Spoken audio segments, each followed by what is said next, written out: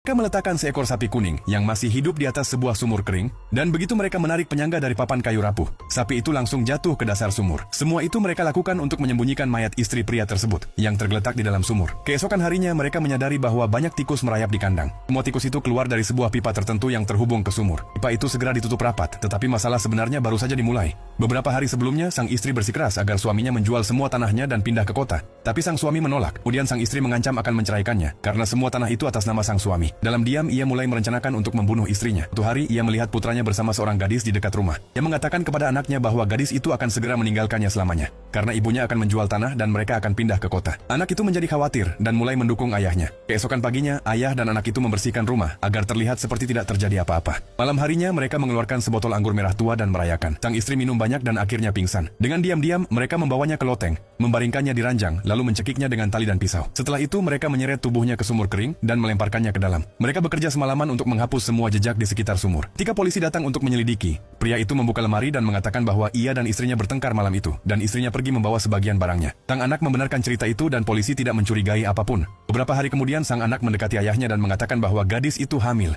Ia sudah ingin menikahinya selama 5 bulan. Tapi karena sang ayah tidak punya uang atau dukungan, ia menolak. Beberapa hari kemudian, ayah dari gadis itu datang ke rumah dan mengancam akan memutus hubungan mereka jika tidak dibayar $500. Tapi sang pria bahkan tidak punya $50.